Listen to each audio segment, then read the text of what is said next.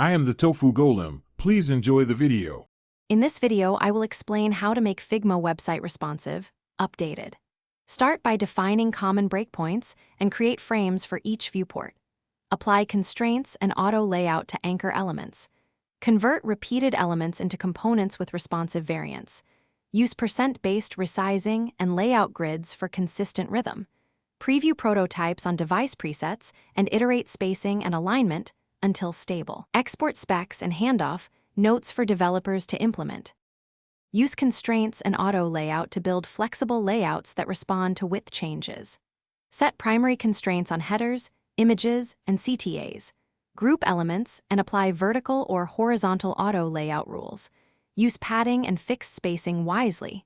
Test resizing by dragging frame edges and using prototype device presets.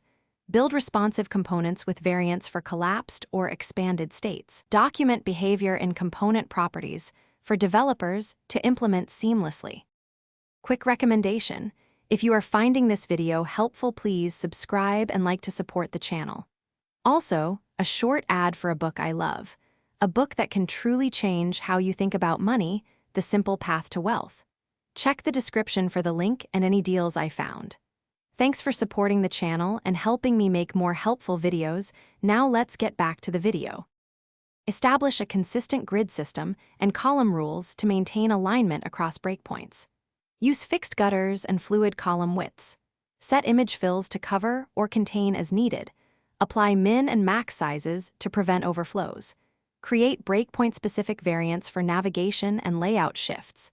Annotate spacing, type scale, and interactions in the design file for a smoother handoff and faster developer implementation. Test prototypes on actual devices and emulate slow networks to catch regressions.